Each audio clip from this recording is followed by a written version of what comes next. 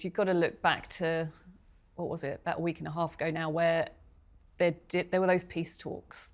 And look, I sort of hope, and I think many people hope, that maybe there is beginning to be those kind of open lines of communication between, at least between the aides, between kind of the King's Communications Secretary and some new members of Harry's team that have come in. So you would hope, and certainly talking to some people behind the scenes, I know that there are now suggestions that, yeah, it probably wasn't wise that he did that, half an hour interview with the BBC. So Harry, though, wasn't it? It was so Harry. Yeah. I've done interviews with him in the past where he says, oh, I'm not going to go there with personal stuff. You ask him a question and he can't help it. He immediately just opens up. Yeah, and now he's unleashed, isn't he? Maybe that's what got the ball rolling. You know, maybe the King did, you know, he would have watched it. I'm sure he would have seen something of it. And, you know, he's a dad and he may have thought, well, actually, he may have a point. You know, he's listened to his wife, Camilla, he's listening to his older son, both of which advise him against having anything to do with Harry, but you're still going to have a pang as a dad. You know, if you're not very well and you have no idea about your own mortality, you know, all you know is you're being treated, you're living with cancer, you're going to have certain things that you want to sort out. And one of those will be, you know, your son, and he equally loves his son, you know, Harry, as he does William. And in fact, he was closer to Harry before all this happened. So, I don't know, you know, Harry is shot from the hip, but maybe it sort of landed on the target somewhere. They do live this peculiar life, though, don't they? Like, most of us have the odd falling out within our families, but we don't have aides that we fall back on to go, well, you go and sort bits of it out. So I thought it was really interesting that finally there seems to be at least this open communication between the King's team and Harry's team, which simply hasn't been there from all the conversations I've had. It's not been there. And it's kind of, I think, probably trying to get rid of some of the really unnecessary negative stories. Like, I don't know, for example, Harry's out on a job on the same day that his dad's in Canada, and immediately we're all jumping on it going, oh, Harry's snubbed his dad. When Harry doesn't know the diary of his father. So I think some of it is quite practical, not necessarily how we're going to have the photo op where father and son are embracing. Do you know what I mean? I think sometimes it comes down to very practical stuff of how can we try and stop, like, there being an own goal when it comes to negative There needs stories. to be a bit of a campaign, an organised campaign, a bit like there was Operation Mrs P Beads. If they want to repair so that there was an acceptance again before they were at the Ritz together. I think there's been so much damage created by Harry and shooting from the hip as he does. And I think if they want to try to get a sense of closure over this, which they do need it before there's any change of reign or anything like that. The last thing you want is a narrative going forward with King William not speaking to Harry and the whole thing becoming even bigger. So I think there does need to be some sort of closure on it. And they are starting to have those conversations, but, you know, I still think they're a long way to go. Royal correspondent Rhiannon Mills has delivered a sharp assessment of Prince Harry's latest public comments, calling them yet another outrageous outburst. But this time, she says it's not just a case of Harry speaking impulsively, it's a deliberate move. According to Mills, Harry knew exactly what he was doing, and he walked away with exactly what he wanted from the controversy. In his latest remarks, Harry once again revisited long-standing grievances with the royal family.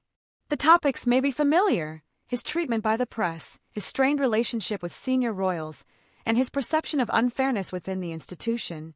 But the timing was everything. By dropping these comments when royal headlines were relatively quiet. I can't believe people will be accepting of Harry ever really having any formal role again. Have only you guys ever had to hide from a royal in your beat? No, it just sounds it could be you, mate. To be honest. No, it is me as well. It is the perils of our job, because you have these run-throughs, don't you, of like, right, this is where the royal's going to go, and you need to stand here and you need to stand there. And then they go rogue, don't they? The royals go rogue. And there was one moment, and we actually were on this job together, weren't we? It was during COVID times. I think they kind of had a bit of a loosening up of lockdown. And we were in Battersea Park, and it was the then Duchess of Cambridge, so Kate, was wandering around these gardens. And I was completely in the wrong way, so I had to sort of retreat into a bush, like literally hide. Have you been doing a piece to camera, like doing it there? Into a bush. And she did laugh, to be fair. She did. She thought it was hilarious. I felt like Have you an ever idiot, done but one of those ones where you're doing your piece to camera and then like... I've never had a Prince Philip on my shoulder. The Prince Philip on the kind of, shoulder was yeah. the best. And it gets really... No, that was fantastic. No, I've never had that. But that's the other peril of my job. Piece to trying camera when they kind of, hear you. Yeah, well, exactly. If you're saying something... I don't agree with that at all. Well, yeah, that's the problem. When you're trying to say something that's a bit sort of newsy and maybe not quite on topic. Look at those photographs of Charlotte at Wimbledon. And there was a lot of focus on it, a little bit too much considering her age. But when she's like 16, 17, she's going to be on the cover of every magazine. We won't be thinking about Harry or Meghan. We won't at all. And I remember, it shows how old I am. When William was 15 in Vancouver, I was there when he arrived with his brother who was 12. And they were on holiday and they were mobbed. It was scenes like you've never... it was like Beatlemania. Watch the archive. It's and I was amazing, there. It was unbelievable. And he freaked out completely, William, and had to go into this sort of area where Mark Bolan, the PR man, and his father had to talk him down, and he eventually came good. But he was only 3 years older than George is now. Yeah. So are we far away from seeing, George and Charlotte maybe going abroad with William and Catherine? Is that asking too much? It'd be quite nice to see William and Catherine going abroad, to be honest. But I think it would be a good thing. I think an Australia visit with them, a New Zealand visit with them, I would have thought would be very much on the cards, because that sort of thing happened a lot. When the Queen and Philip were younger, they went on tours. Anne and Charles in their teens went with them. So I do think that will start to happen, yes. But I think they have this real line, don't they, in terms of education comes first, family life comes first. That's why we see William and Kate putting ahead of anything, kind of spending time with the kids during...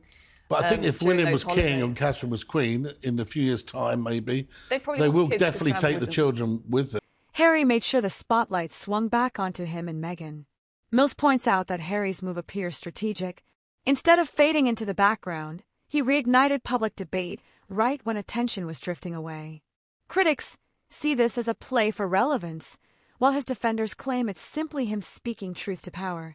Either way, the result was the same: an explosion of media coverage. The backlash came swiftly. Social media lit up with criticism, with many accusing Harry of being unable to move on from the past. News outlets dissected his words. Talk shows debated his motives, and royal commentators weighed in from all sides. Meanwhile, the palace kept to its usual strategy, complete silence, letting the storm rage without official response.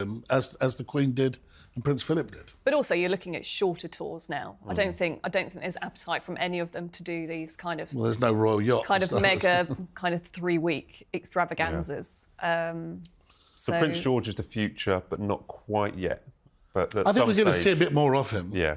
Yeah, I think there's been, like I said, this softly approach. And also they realise there are certain key moments where it's only right that the children should be there. I was quite surprised that they had Louis as well out for the VE Day commemoration, sitting, watching that parade. It was quite a long time for him to be there and sort of be exposed in front of the cameras. And they know that we're videoing it and watching it. Yeah, What is good also like for George, this time they had the video they released as well. And so they were very aware of the for his footage birthday. as well, which is something that is definitely a progression, I think. Yeah, but again, it's keeping control of how we see the children. And I get that. Look, as parents, people have their Instagram accounts, their Facebook accounts, their TikToks, whatever, and they decide what they want to share of the children. But they obviously realise there is this Well, they've done appetite. it pretty well, I think, so far. I think they're keeping us happy, aren't they? With kind of the odd little kind of public appearance and the But as soon as Harry decides he wants to come back, you'll be there rolling out the red carpet and say, Harry, do you remember me?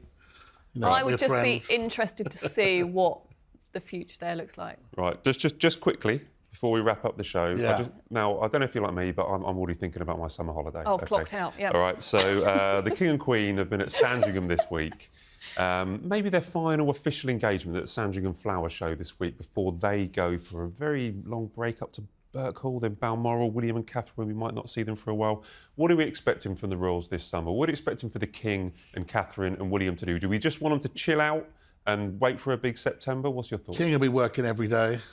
Always does. He'll be working with his red boxes every day. So it doesn't matter if he's in Sandringham or Balmoral, he'll be working probably to 11 o'clock at night, knowing him. But yeah, I think that the Waleses will probably go up to Balmoral for a while. I anticipate they'll probably go away. I mean, they do like a family holiday, maybe. We just don't get involved in that anymore. But I'm sure that the King will enjoy a long and restful time in Balmoral, but he'll be working. And this is where Mills makes her central point. This level of attention might have been the entire goal.